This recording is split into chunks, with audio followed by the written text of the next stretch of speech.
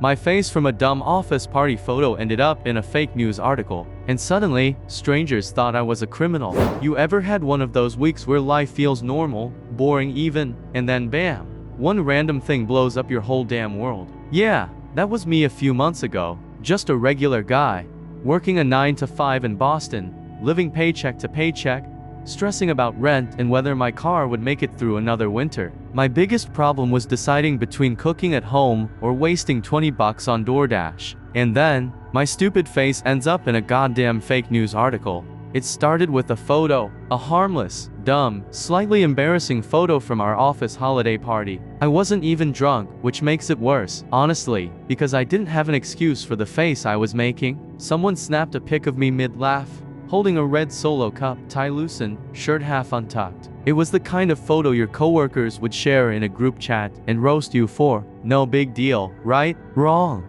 Fast forward 3 weeks later, I'm scrolling my phone at night, lying in bed, half asleep. Twitter or X, whatever the hell Elon is calling it now, is the last app I check before I crash. And that's when I see a screenshot someone shared. A news headline. It says something like Boston man caught laundering money through fake charities. And right under it is my picture. That dumb office party photo. Me, holding a cup, looking like I'd just gotten away with something. At first, I laughed. Like, out loud. Huh, wow, that guy kinda looks like me, except, nope, not kinda, it was literally me. Same tie, same ugly Christmas sweater half hidden under my jacket. That's when the pit dropped in my stomach. I clicked the link. The article is on some janky website that looked like it was made on WordPress in 2005. The text is nonsense, badly written, obviously AI generated. It claims that authorities are investigating several individuals in Boston linked to fraudulent nonprofits. It doesn't mention me by name, but the picture, clear as day. No blur, no context, no caption. Just me. My heart started pounding. I shut off my phone, then turned it back on, thinking maybe I hallucinated it. No, still there. By morning, it had been reposted to a Reddit thread about local scammers. The comments were full of strangers saying shit like, "He has the face of a conman," or "Bro definitely launders money," like people just decided I was guilty because of how I looked mid-laugh. I didn't even know what to do. Report it? To who? Twitter? Reddit? The cops? I screenshotted everything, pacing around my tiny apartment at 3 in the morning like a maniac. My phone buzzed with texts from coworkers. "Dude, isn't this you? Lamau bro, you're famous, you good?" Half of them thought it was hilarious. The other half sounded concerned, but still a little suspicious. And that's the thing, once your face is tied to something shady, even people who know you start wondering. The next day at work, I felt eyes on me. Nobody said anything outright, but I caught whispers. My boss, Lisa, pulled me into her office. She wasn't laughing. She asked if there was anything I needed to tell her. Like, what? Was I supposed to confess to a crime I didn't commit just to get out of the awkward silence? I told her it was fake, obviously. She nodded, but I could see the doubt. That was the worst part, the doubt. You can argue facts all day, but once people feel like you might be guilty, you're screwed.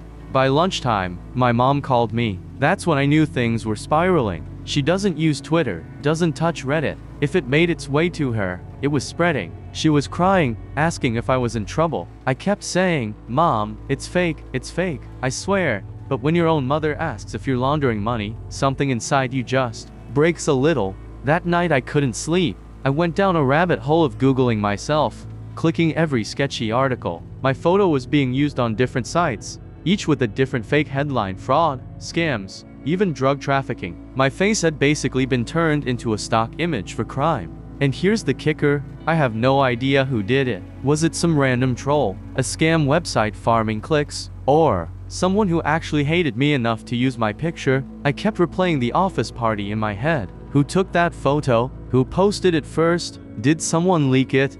The paranoia crept in. Every coworker became a suspect. Every friend who roasted me about the photo, maybe they were behind it. Hell, even my ex crossed my mind. She was petty enough. By the end of the week, I wasn't laughing anymore. I was shaking every time I checked my phone. The comments online were getting nastier. Strangers DM'd me things like, "Hope you rot in jail, scumbag," or "How much money did you steal, asshole?"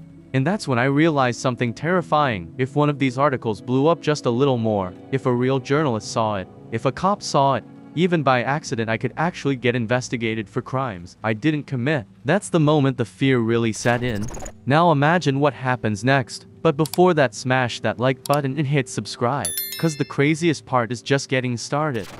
By the second week, I realized this wasn't just some stupid meme, it was evolving. My photo was spreading like wildfire, attaching itself to different scams, different headlines. One day I was the mastermind behind a crypto rug pull. The next day a charity scammer preying on cancer patients. Each fake headline felt like a new punch to the gut. I tried reporting the posts. Twitter gave me their copy-paste answer, we found no violation of our policies. Reddit mods didn't care either. To the platforms, I was just another guy complaining. But in real life, the damage was visible. A neighbor avoided me in the hallway, pulling her kid closer like I was contagious. My landlord called just to check if I was still employed. Even at Starbucks, a barista gave me that look, you know, the one where they're trying to place your face. The breaking point came when two police officers knocked on my apartment door. I froze. My brain screamed, this is it. Someone actually believed it. They weren't there to arrest me, thank God, but to ask a few questions. Apparently, someone had filed an anonymous tip linking me to suspicious financial activity. I laughed nervously, showed them my bank app. My balance was so pathetically low it was almost a defense on its own. The officers left, unconvinced but without cuffs. That night, I stared at myself in the bathroom mirror for what felt like an hour. Who was I now? Just a random guy? Or the internet's latest villain?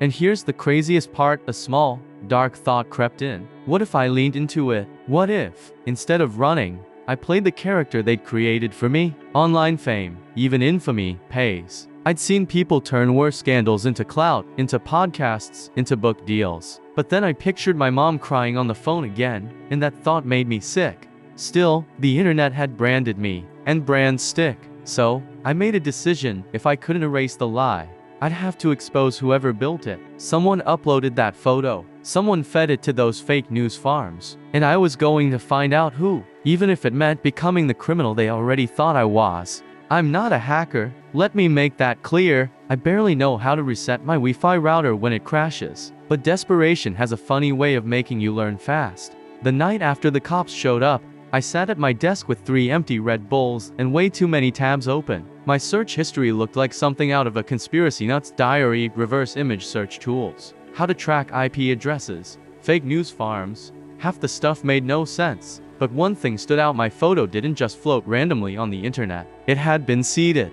Reverse image search pulled up dozens of junk news sites with names like Truth Daily, 247 or Breaking Realist. They all ran on the same crappy template, the same ads, even the same typos, which meant someone was running a whole network, not just one troll. I grabbed a notebook and started connecting dots like some wannabe detective. Every site linked back to shady ad companies registered in Eastern Europe or offshore shells in Panama. Nothing that could tie to a single person, but one site was sloppier than the others. It had a public contact email, so I wrote them, pretending to be a sponsor interested in ad space. I asked for rates. To my shock, I got a reply within an hour. The sender? Jay's. The domain traced back to New Jersey. New Jersey. That hit different. My company's headquarters were there. Suddenly, this wasn't just random internet chaos. Over the next few days, I kept poking. I set up a fake Gmail account, strung Jay's along with fake promises of money. The dude slipped, mentioning a client who had given him the photos. He didn't name names, but he said, the guy works corporate. He pays well to smear people. Corporate. Smear? Someone wasn't just messing with me for fun, they wanted me ruined.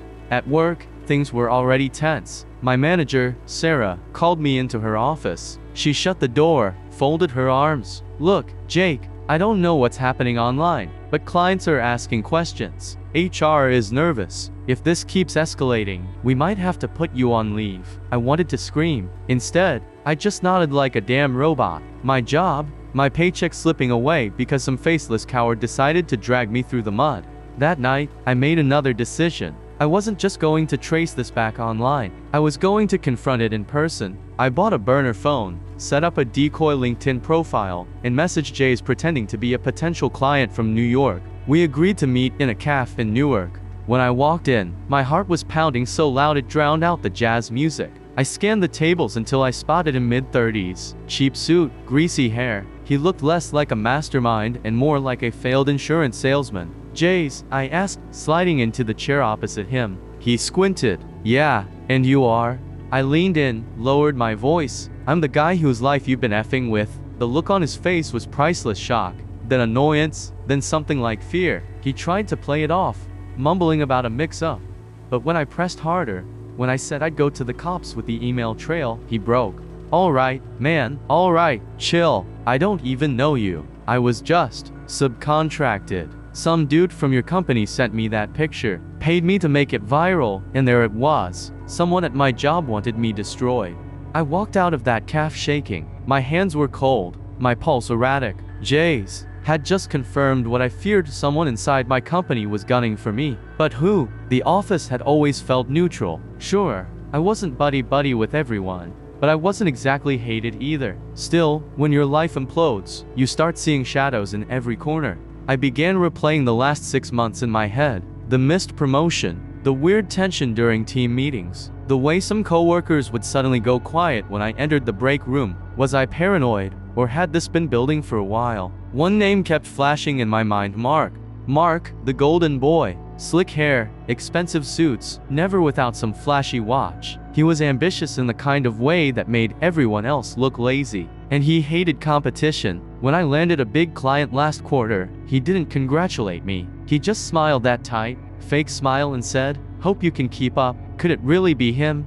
I didn't want to accuse without proof, so I played it smart. Over the next week, I stayed late at the office, pretending to catch up on projects. Really, I was watching who lingered, who used which computer, who seemed nervous around me. That's when I noticed something. Mark always logged into the shared marketing dashboard after hours. I checked the audit logs, something I normally had access to. And guess what? His account had downloaded files containing our employee headshots, the same folder where my photo was stored. My stomach turned. I needed more, so I baited him. One night, I left my laptop open by mistake, with an email draft on screen that hinted I'd discovered the smear campaign. Then I went to the restroom, heart pounding. When I came back, Mark was standing there, too close. His eyes flicked to my screen, then to me. "You working late again?" he asked, voice casual but tight. "Yeah," I said, forcing a smile, trying to clean up a mess. He gave a short laugh, then walked away. But the look in his eyes, that was fear. The next morning, I woke up to a fresh wave of online chaos. A new headline splashed across the fake news sites: "Employee caught in money laundering ring." This time, they used doctored bank statements with my name. The smear campaign was escalating, and fast. I confronted Sarah, my manager. "You have to believe me. Someone in this office is doing this. They stole company files. They're spreading this garbage," she sighed. "Jake, I want to believe you, but unless you have hard evidence, this sounds like paranoia." IT checked the servers. Nothing unusual. Of course, IT found nothing. Mark was slick. That night, I met Jays again, this time in a parking lot behind a strip mall. He was nervous, chain smoking. "Look, man, I don't want trouble. I'll tell you what I know." He showed me the wire transfer receipts, payments from an anonymous LLC. But one detail stood out: the company name used to disguise the funds was eerily similar to Mark's side hustle, a consulting agency he bragged about at office parties. It was him. It had to be. I walked away with my head spinning. If I took this to HR, would they bury it? If I went to the cops, would they laugh me out of the station again? My reputation was already in tatters. The only option left was to expose Mark myself. But how? I barely slept that night. My brain was wired, replaying every smug smile, every innocent jab Mark had thrown my way. It was him. It had always been him. And now I needed to prove it. But catching someone like Mark wasn't going to be simple. He was slick, careful, and had the charm to talk his way out of anything. If I cornered him with weak evidence, he'd flip it back on me and make me look like the crazy one. So I had to think like him. The next morning, I arrived at the office early, the kind of early that makes security guards squint at you like you don't belong there. I sat at my desk, sipping burnt coffee, and started drafting a plan. If Mark wanted me ruined, he was leaving a trail somewhere. Money transfers, fake documents, server logs, something. But the problem was, every legitimate path was blocked. HR wouldn't listen. IT was already compromised or oblivious. And the police? Forget it. That left me with one option: bait him into making a mistake. I created a fake email account that looked like a whistleblower's inbox. Something anonymous, something tempting. Then I accidentally let it appear on my desktop at work. Open tab, half hidden under spreadsheets. The bait? A draft email addressed to a journalist, saying, "I know who's behind the smear campaign. I have proof. Details to follow," and I left it up. That afternoon, I made sure to step away from my desk during peak hours. My pulse was hammering in my ears when I returned and saw my mouse slightly moved. My screen shifted.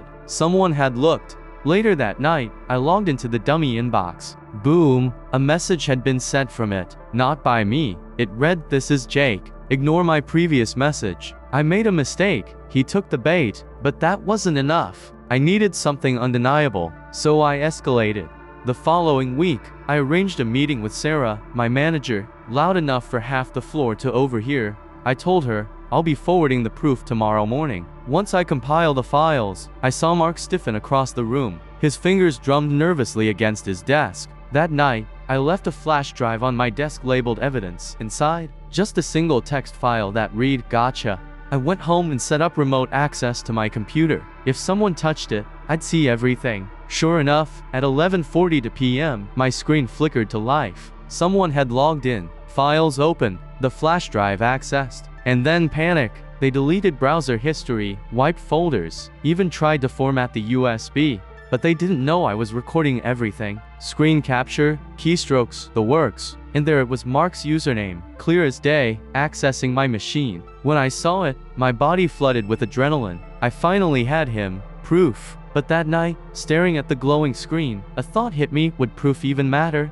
Mark had connections. He had charm. He could twist this, say I planted evidence, say I was obsessed. I could already hear his smug laugh in my head. I realized I couldn't just hand this to HR or the cops. If I wanted to stop him, I needed to go nuclear. Public. Something so undeniable it couldn't be buried. The trap was set. The only question now was whether I'd survive springing it. The next week felt like walking on glass. I had proof. Real, undeniable proof. But proof alone didn't mean victory. Not with Mark. Every day at work, I'd catch him watching me from across the office, his eyes sharp, calculating. He smiled more now, the kind of smile that said, "I know you're cornered," but what he didn't realize was that the corner wasn't mine, it was his. I couldn't just bring my evidence to our. Mark had allies there. I couldn't risk him twisting the story. No, this had to be public, messy, something no one could spin. So I called in a favor. My friend Nate worked at a local news station.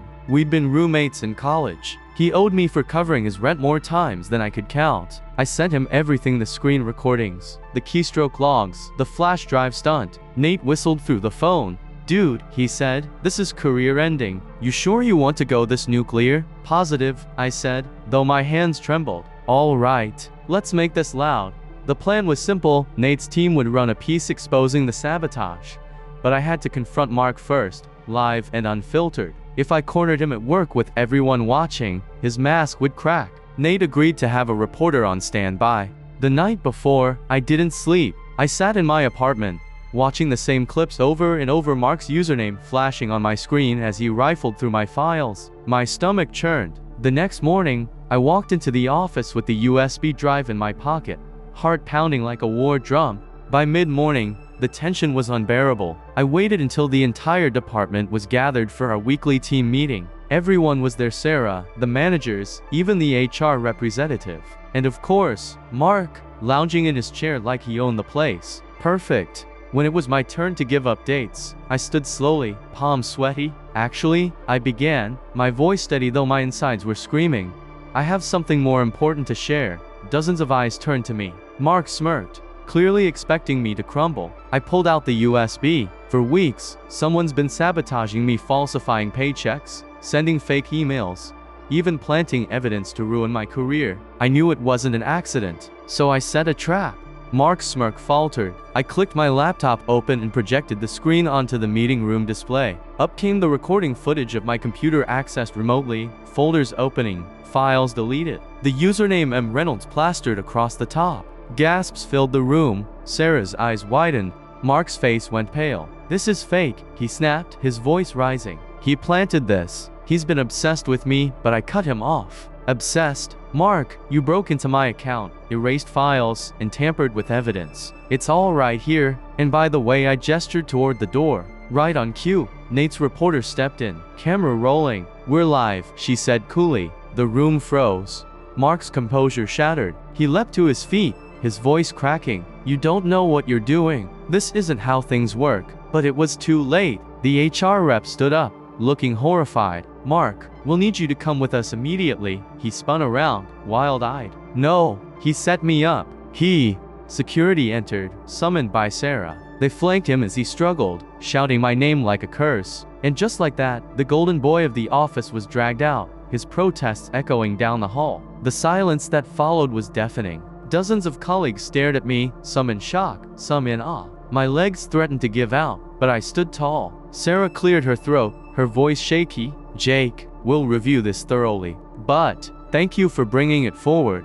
The rest of the day blurred. HR questioned me, the reporter interviewed me. Nate gave me a reassuring nod. By evening, the story had already hit the news. Corporate sabotage exposed, employee caught red-handed. Mark's face was plastered across every article, every newsfeed. He wasn't just out of a job, he was radioactive. That night, I sat alone in my apartment, staring at the glowing skyline. Relief washed over me, but so did something darker. I'd won, I'd survived, but at what cost? My reputation was intact, sure. My coworkers looked at me differently now, some with respect, some with fear. And me, I felt hollow, because in order to beat someone like Mark, I'd had to become just as ruthless. I'd baited him, trapped him, destroyed him publicly. And though he deserved it, I couldn't shake the question, did I lose a piece of myself in the process? My phone buzzed. A text from Nate. "Congrats, man. You burned him down. Drinks tomorrow?" I stared at the message, then typed back, "Yeah, but it doesn't feel like winning." Because the truth was, Mark was gone, but his shadow lingered. And deep down, I knew this wasn't the end. Not for me,